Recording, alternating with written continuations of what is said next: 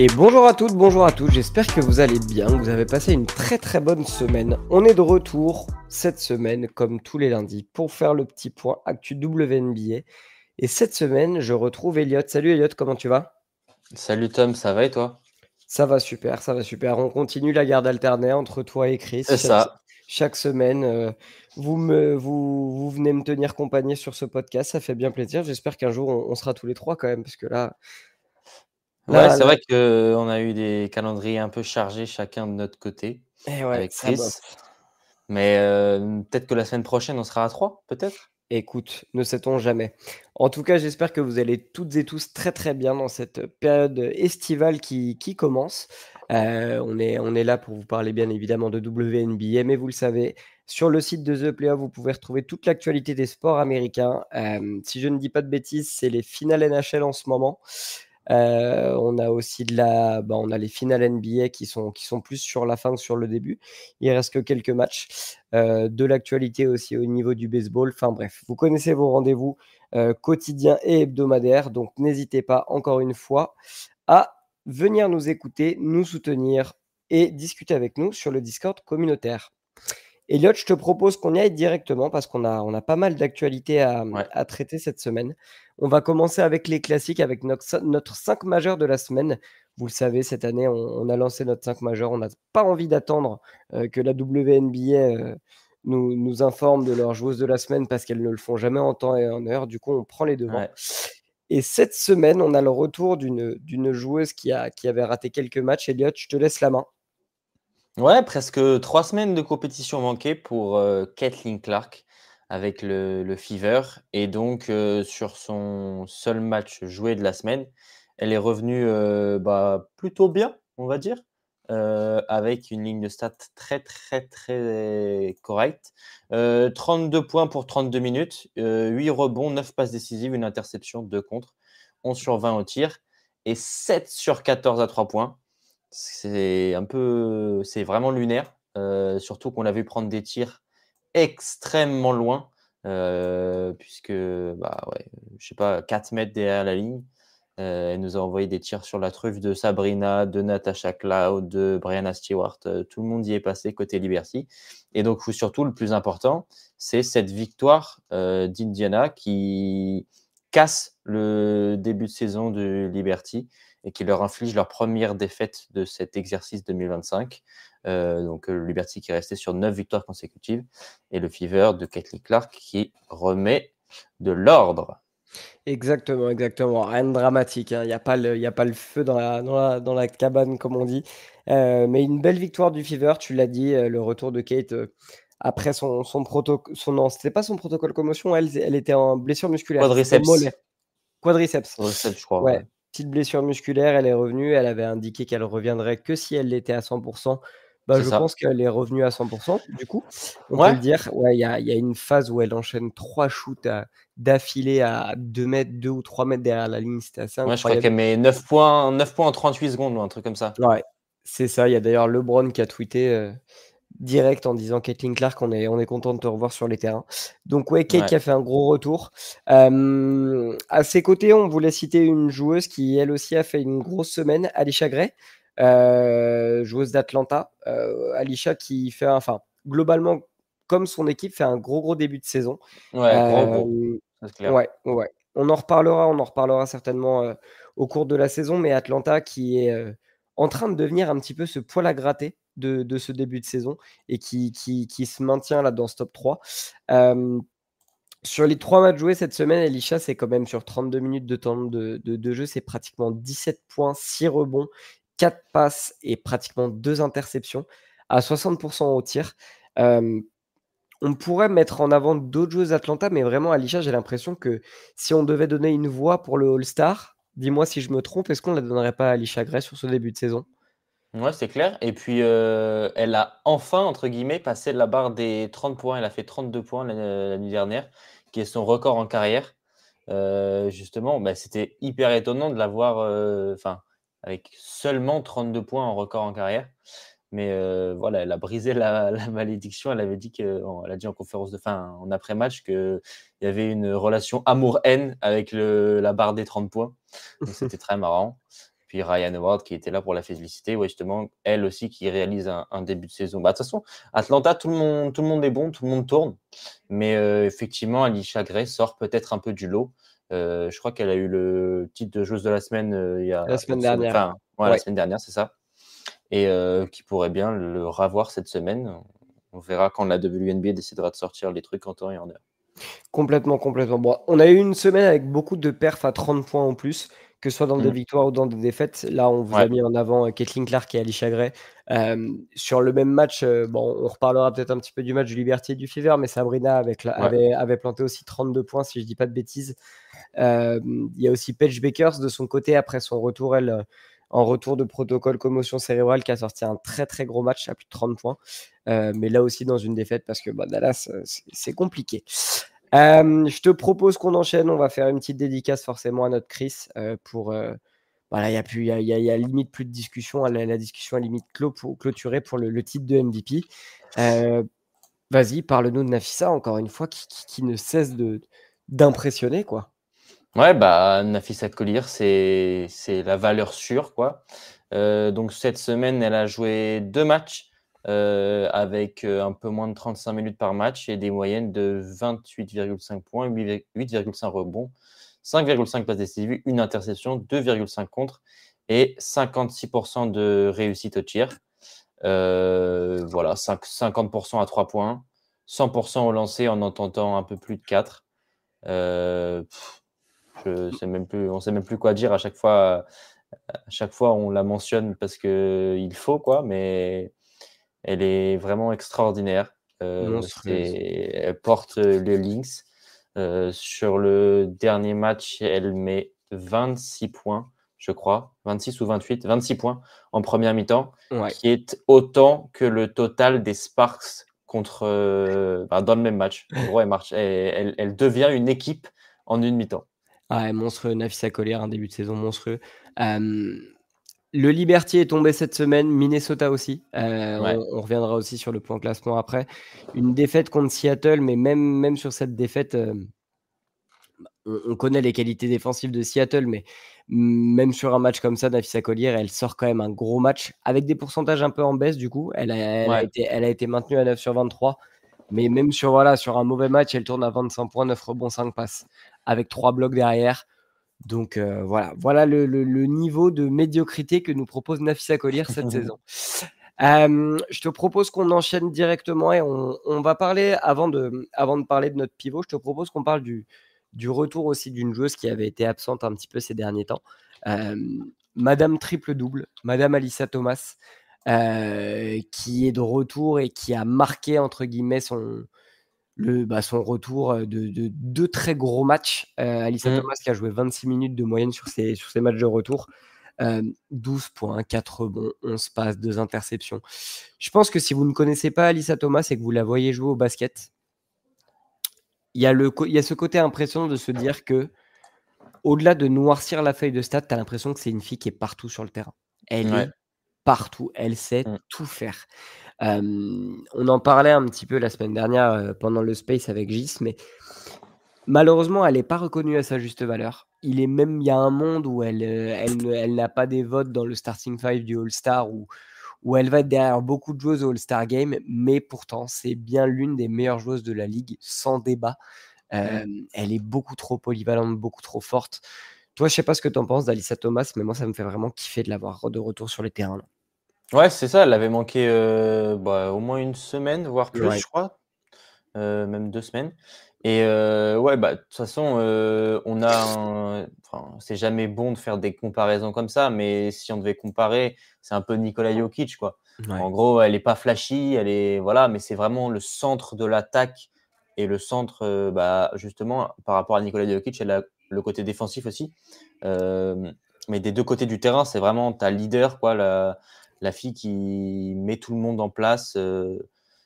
On n'a pas vraiment de capitaine au basket, mais si Phoenix avait un brassard à donner, ce serait assurément Alyssa Thomas. Ouais, elle tourne à 12, presque 12 passes décisives là, sur ces deux matchs de retour. Donc la tour de contrôle, quoi. Clairement monstrueux, et puis ça ouvre encore plus de lignes de lignes de tir et de lignes de pénétration pour Satou Sabali qui continue à Ouais, se régaler et à tourner encore elle aussi à plus de 20 points de moyenne sur cette c'est ça. semaine. Donc voilà, écoute, ça roulait aussi, ça a pas mal roulé du côté de Phoenix cette semaine.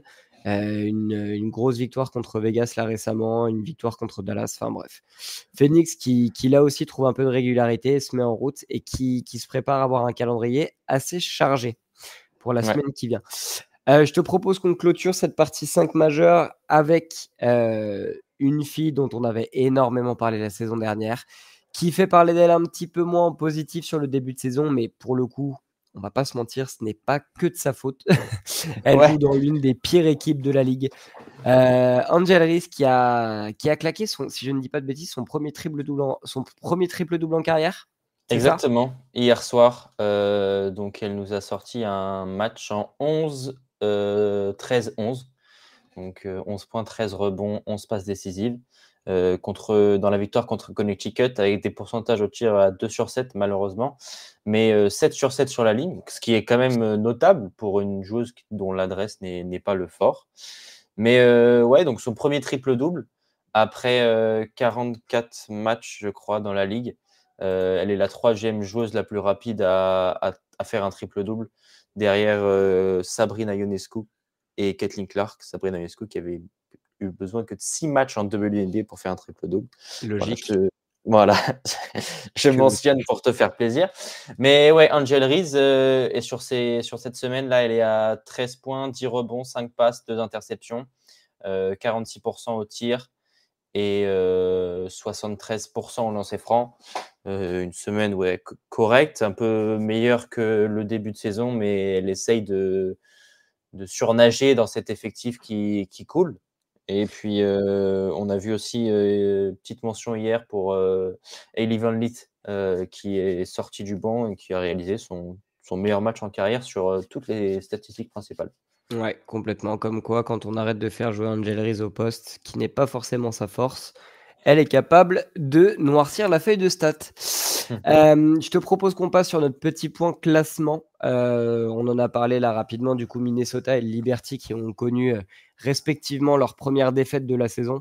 Les Ouais. bilans de ces deux équipes restent quand même bien au-dessus des autres. 10-1 pour Minnesota, 9-1 pour le Liberty. Euh, Derrière, est-ce que tu veux parler un petit peu de la bataille entre Atlanta, Phoenix et Seattle? Ouais, c'est ça. On a trois équipes qui complètent ce top 5. Atlanta en 8-3, Phoenix en 8-4 et Seattle en 6-5, un petit peu plus en retrait. Mm. Mais Atlanta, ouais, qui surprend beaucoup de monde, enfin même moi y compris, je les voyais pas du tout si haut sur le début de saison.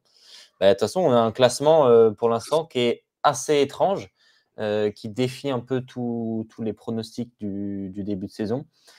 Phoenix qui a aussi, on ne l'a pas mentionné, mais le retour de Kalea Copper hier Ouais. et qui a enfin pu aligner son fameux Big Three dans la victoire face aux Aces.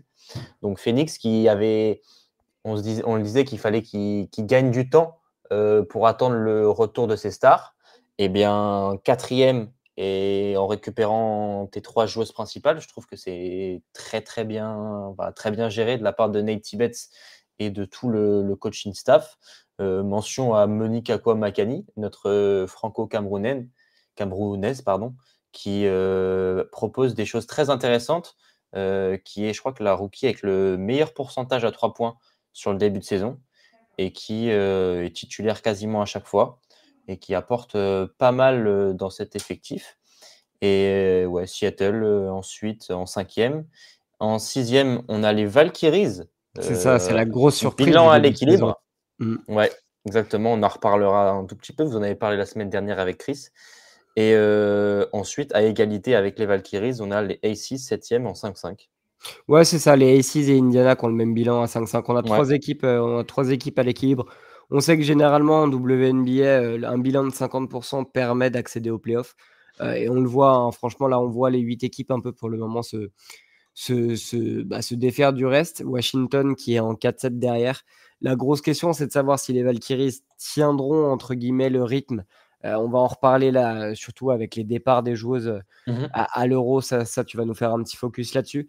Pas de surprise concernant Connecticut et Dallas qui clôturent aussi ce classement au vu du début de saison, des absences de Page et globalement de la médiocrité du jeu fourni, que ce soit par Connecticut, Chicago.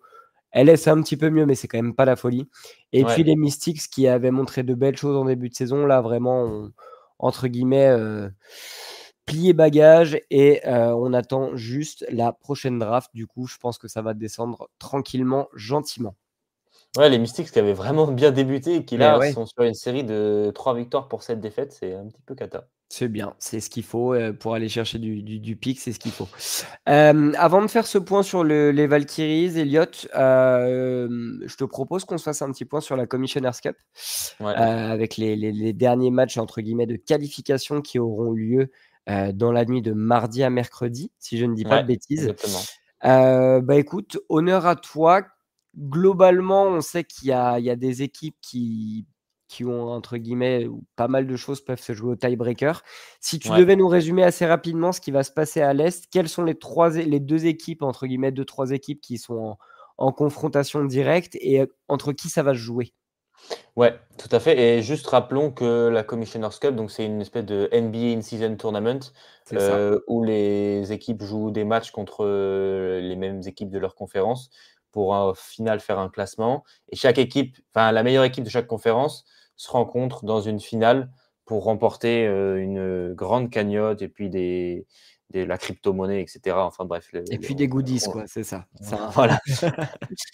Et donc, il y a une équipe qui sort de chaque conférence. À l'Est, on a actuellement 3 équipes qui sont à égalité, avec 3 victoires et une défaite. Donc les équipes de l'Est jouent 5 matchs, 1 match contre chaque, autre équipe de la conférence.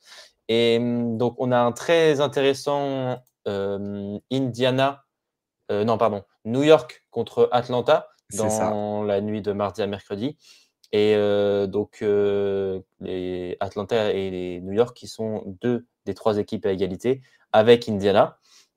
Indiana qui joue contre Connecticut et si elle gagne, ça fait un bilan de 4 victoires pour une défaite et donc ensuite Indiana doit prier pour que New York gagne contre Atlanta, ce qui ferait Indiana qualifié pour la finale. Si New York vient à perdre et que Atlanta gagne, c'est Atlanta qui se retrouvera, en finale de la Commissioner's Cup. Voilà à peu près pour l'Est. Donc le plus probable, c'est Indiana qui se qualifie pour la finale.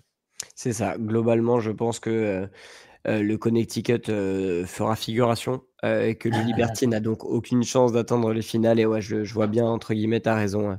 Je vois bien le Fever aller au bout. De l'autre côté, alors, certes, il y a des choses qui sont jouables, mais Beaucoup de configurations, mais il y a voilà, une principale. c'est ça. Il y a quand même un élément majeur qui en ressort. On va pas tourner trop autour du pot.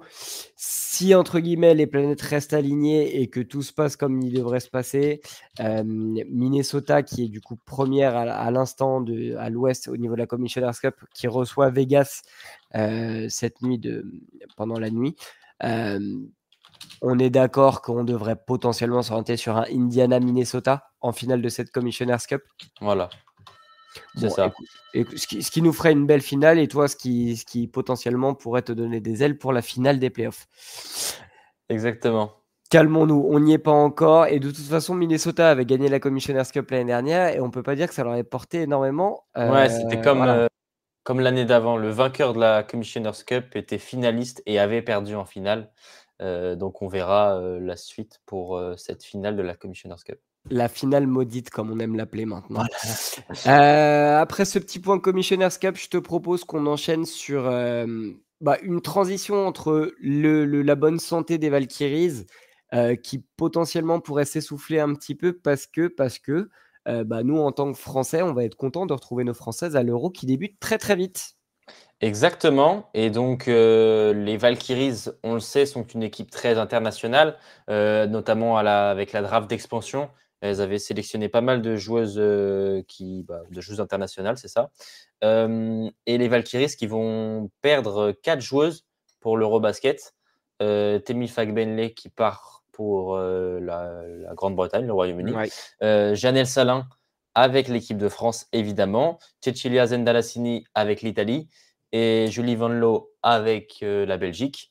Donc, ce qui fait quand même que c'est 4 des 7 joueuses avec le plus de temps de jeu qui s'en vont, notamment Temi Fagbele, qui était vraiment un élément important du système de Nathalie Nakassé, avec 10 points et un peu plus de 6 rebonds de moyenne à 54% au tir. Janelle Salin aussi, qui était titulaire indiscutable dès qu'elle est arrivée un tout petit peu en retard à cause de sa finale de championnat en Italie, mais qui, dès qu'elle était arrivée, s'était vraiment installée comme élément essentiel des Valkyries, qui était sur une bonne dynamique, qui avait réussi son premier double-double en carrière, etc., qui a donc requitté le continent américain pour revenir avec les Bleus. Et Zenda Assini, qui était la meilleure marqueuse à 3 points, la meilleure shooteuse de Golden State, s'en va également. Et Van Loo, 6e joueuse, 6e woman, qui a porté toute sa vista en sortie de banc, qui quitte aussi la baie de San Francisco pour son équipe nationale de Belgique. Ouais, l'équipe de Belgique qui sort la grosse armada d'ailleurs pour l'Euro. Ouais.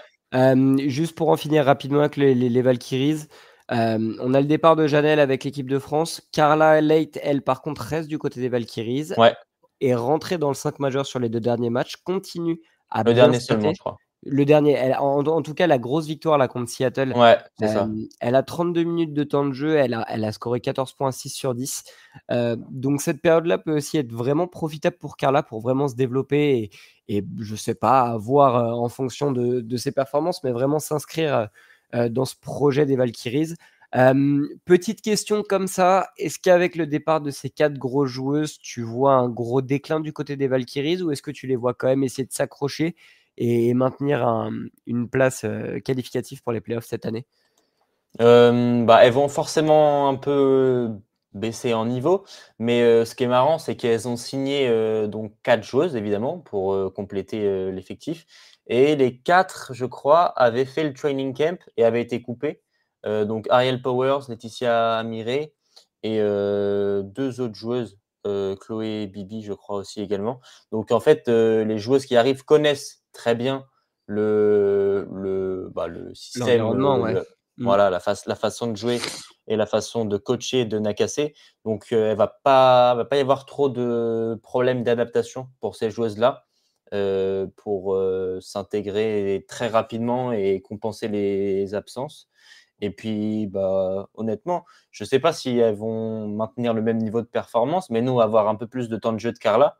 Et ça peut que nous ravir en tant que fans français. Et Janelle Salin, elle, va avoir beaucoup, beaucoup de temps de jeu en équipe de France.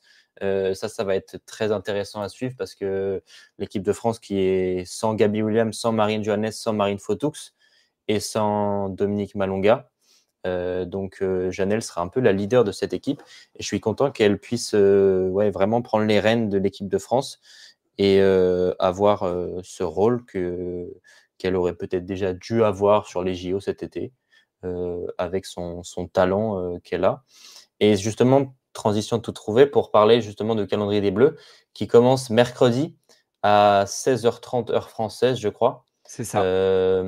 face à la Turquie, donc au Pirée, à Athènes. Premier match des Bleus de leur phase de groupe. Donc voilà, n'hésitez pas à suivre ça. C'est sur le groupe TF1, donc ce soit TF1, soit TMC. Donc en clair, ce qui est vraiment notable pour les matchs de l'équipe de France cette année, les Bleus avec un E et les Bleus, les garçons aussi seront à suivre sur TF1 leur Eurobasket fin août. Tout à fait. Donc si vous avez envie de regarder l'équipe de France, n'hésitez pas, branchez-vous sur les ondes de la TNT. Exactement, on le rappelle, ça va être un Euro assez ouvert parce qu'il y a pas mal de joueuses qui ont fait le choix de rester en WNBA. Donc là, on risque d'avoir quand même quelques surprises. Juste petit rappel au niveau de la poule, l'équipe de France du coup jouera son match d'ouverture contre la Turquie mercredi 18 à 16h30, tu l'as dit. Le deuxième match ce sera contre la Grèce le lendemain, le 19 à 19h30. Ouais, Et le troisième match est contre la Suisse le samedi 21 à 16h30. Donc voilà, c'est des poules quand même accessibles pour la France. On envisage une première place sans trop de difficultés normalement. Ouais, c'est clair. La France qui fait figure de favori pour cet Eurobasket en Mmh. tant que vice-championne bah, Ouais, dans le ouais, groupe bien des sûr, au favoris. niveau du statut, bien sûr. Voilà, exactement, en tant que vice-championne, olympique et qui on s'attend en tout cas à une bataille, Belgique-France, quoi. En gros, Ouais. la Belgique championne, en titre de l'Eurobasket et nos Bleus vice-championnes olympiques qui normalement sont vraiment les 2 équipes majeures à suivre, sur cet Eurobasket. Sachant que si je ne dis pas de bêtises, on a joué la Belgique en match de préparation et ça s'est pas très, très bien passé il y a quelques jours. Heu, Si, enfin, une victoire pour nous, une victoire pour elles. ouais, c'est ça, ça s'est joué à 1-1, mais la première défaite était vraiment pas belle. Mais bon, bref. En tout cas, si je dis pas de bêtises, la Belgique va être au complet. Nous, bah, comme on l'a dit, il y a pas mal de joueuses qui sont restées en WNBA, notamment, bah, des joueuses du Storm, Gabby Williams. Ça me permet Ouais, de faire un dernier point avant de passer sur l'équipe à suivre. Je sais pas si tu l'as vu dans l'actualité, mais il y a eu un petit trade du côté entre Seattle et Dallas cette oui, semaine. Liu Eru, la pivot qui a rejoint Dallas, ouais, en échange de pick, de swap, si je ne dis pas de bêtises. Donc voilà, Dallas qui, ouais, depuis que heu Future, voilà, c'est ça. Dallas qui récupère U27. une pivot à adjoindre, aux côtés de Paige Baker pour du pick and roll. Intéressant, au niveau du trade. Qu'est-ce que tu en penses, toi? Ouais et puis, en fait, donc il y avait ce Lee Ueru qui avait demandé son trade, Mmh. tout bonnement, puisqu'elle ne se sentait pas à sa place dans une équipe où elle avait dit qu'il y avait finalement trop de joueuses fortes sur son poste. Elle qui avait été trade cet été, dans l'échange qui avait envoyé Jewel Lloyd aux Aces et Kelsey Plum aux Sparks et Lee Ueru avait fait de Los Angeles à Seattle et c'est aussi une très bonne nouvelle pour Dominique Malonga, qui donc Exactement. enfin qui «grimpe dans la rotation» entre guillemets, qui va pouvoir récupérer les minutes de Liguero et bon, c'est toujours enfin Dallas avait besoin de quelqu'un à l'intérieur. Donc je pense que le trade est plutôt, gagnant des 2 côtés et gagnant pour nous fans français de pouvoir voir Dominique un peu plus longtemps sur le parquet. C'est clair, en tout cas, c'est ce qu'on lui souhaite. La Dominique qui a un petit peu plus galéré cette semaine que la semaine passée, qui a vu son temps de jeu un peu plus limité. Elle tournait plus autour de 12 à 14 minutes. Là, lors de la défaite, notamment contre les Valkyries, elle n'a joué que 6 minutes. Bon, c'était un contexte de match qui lui était pas favorable, mais en effet, ce trade devrait lui ouvrir un peu plus de perspectives de jeu. Elliot, je propose qu'on conclue ce podcast sur l'équipe à suivre de cette semaine. On l'a dit, il y Mmh. a une grosse semaine, notamment avec les derniers matchs de la Commissioner's Cup, mais il y a une équipe qui nous inquiète depuis le début de l'année, on va pas se mentir, et qui a gros à jouer cette semaine. Bah, c'est les anciennes tenantes du titre, les Las Vegas Aces. Grosse semaine à venir. Je présente les 3 matchs et tu nous donnes un petit peu ton point de vue. Ouais. Donc on l'a dit, dernier match de la Commissioner's Cup, dont elles sont d'ores et déjà éliminées, à Minnesota, donc ça va être compliqué. Et puis elles reçoivent Seattle vendredi, dans la nuit de vendredi à samedi, et elles reçoivent le Fever dans la nuit de dimanche à lundi. Hem, Pas une semaine simple pour les Aces et ça peut même déjà être une semaine tournant. Ouais, ça peut s'annoncer comme un 0-3, hein, honnêtement. Ça peut être aussi un 2-1. C'est un peu le le le profil des Aces cette saison. On sait pas trop quoi penser. Ça peut être un match très réussi comme un match complètement raté. À noter qu'en ce moment, A'ja Wilson est en protocole commotion, et Becky Hammon ne veut absolument pas presser son retour, puisqu'elle nous a dit en conférence de presse qu'Aja avait, donné son corps pendant les 3 dernières saisons en ne ratant quasiment aucun match avec 3 saisons, MVP, presque, enfin, à niveau MVP. Donc elle, était très précautionneuse avec le retour de sa, pivot star et les Aces qui ont donc récupéré Jewel Lloyd cette saison, qui a un impact, mitigé, je dirais. Ouais, Je sais ouais, pas ce que tu en complètement. penses? Ouais, moi je suis d'accord. De toute façon, on en parlait aussi un petit peu sur le début de saison, cette espèce d'échange qu'il y a eu avec Kelsey Plum. Dans le profil de joueuse, Jewel Lloyd devait et assez facilement compenser l'apport offensif de Kelsey Plum qui, elle, est partie du côté des Sparks. C'est pas trop le cas pour le moment. On en parlait aussi, on savait que cette équipe de Vegas était vraiment sujette potentiellement à des blessures qui pouvaient Mmh. déstabiliser complètement la saison. C'est le cas, tu vois, là, l'absence d'AJ Wilson, on va pas se mentir, hein, AJ Wilson absente contre Minnesota, on est là quasiment à dire que Vegas n'a aucune chance limite de battre Ouais. Minnesota sans AJ Wilson. Ce sera aussi très compliqué contre Seattle, on en a parlé. Le match contre le Fever va être un match aussi très intéressant à suivre à 21h heure française dimanche soir. Sur le League Pass et sur Disney+. Donc voilà, n'hésitez OK. pas, n'hésitez pas à aller voir ça. Mais ouais, ça va être une semaine compliquée pour Vegas. Globalement, la saison est en demi-teinte. Tu es à 5-5. Certes, tu n'as joué que 10 matchs, mais le bilan à l'équilibre, c'est pas ce qu'on attendait de cette équipe quand même en début d'année. En fait, on tombe un petit peu dans le piège de tout ce qu'on voulait éviter.